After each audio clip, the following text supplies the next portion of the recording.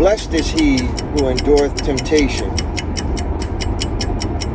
for he who endureth temptation shall receive the crown of life. Hey everyone, Myrick here, and welcome to Myrick's Minute.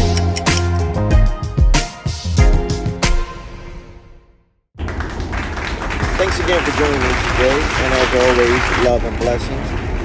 Today, as you can see, we're doing looking a little different. I'm taking you along with me as my journey to work as I get started today. I'd just like to share with you a few of the things that I came across this morning to help me get my day going in a positive way. And if you like what you hear today, please, as always, hit that like and subscribe. It helps me to be able to keep coming back and share these little tidbits to help us get going in a positive way. So, jumping right into it, temptation. You know, we all have it. We've all go through it. It's something that is just a part of life.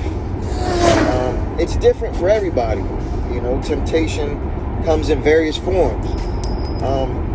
Depending on your morals, values, and your own personal beliefs, you know, temptation is something that will differentiate from individual to individual. However, there are a few things that are inherently encoded in us as humans from inception. There's those things that without being taught, without being told, without reading or learning from somewhere or someone else, you just know that, hey, maybe this isn't something I should be doing. There's no real reason why. Like I said, it's just a feeling. It's that gut feeling you have, like, hey, this might not be the best way to go. Those are the things that I speak of when I speak of temptation, being as though it comes in so many different various forms from person to person.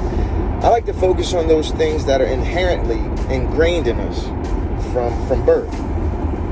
You know, one of the things that I know about being human is that we are sovereign beings, meaning that we have the ability to govern ourselves.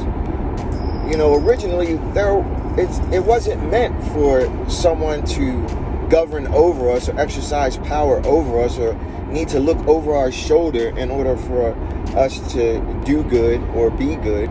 You know, that just came along the way, you know, with the government system, religious entities, mom, dad, you know, things, people in power and authority, you know, from moment to moment, from year to year. It seems like the things that they tell us to do changes with the season, depending on who's been elected or who's been appointed. Is this good or this bad? You know, one day this is, you know, the thing to do. The next day, this could ruin your life. However, the things that are innately ingrained in us are the things that never change. Those are the laws of the universe. Those spiritual laws that should never be sacrificed in order to obtain some perceived level of success or gain.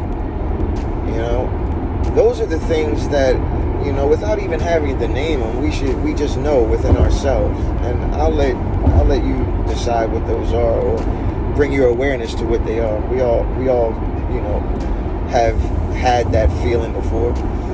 But are you willing to sacrifice those spiritual laws? Are you willing to sacrifice those principles just for the promise of success, the promise of a higher level of gain in your life? Are you willing to see the downfall of someone else in order so that you can succeed and be perceived as higher than them?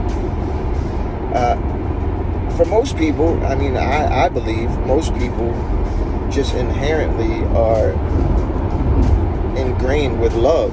They want to see the next person do good. They want to be good. But it's the fear that kind of sways them, the opposite way. The fear of failure, the fear of not having, the fear of not being viewed as someone of importance or value. And that usually comes when you don't have that ability, well, I shouldn't say ability, when you don't have that knowing of your own power.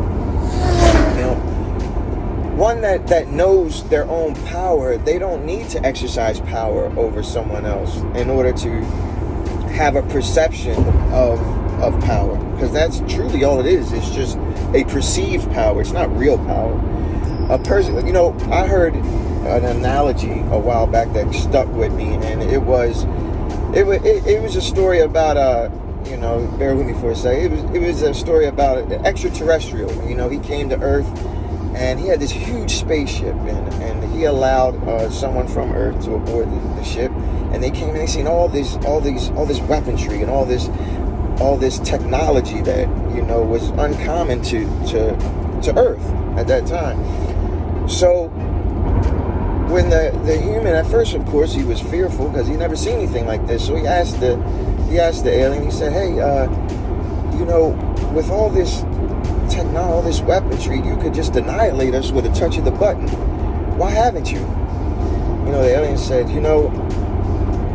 it's true. With just a touch of this button, I could disintegrate everything here. You would just be no more.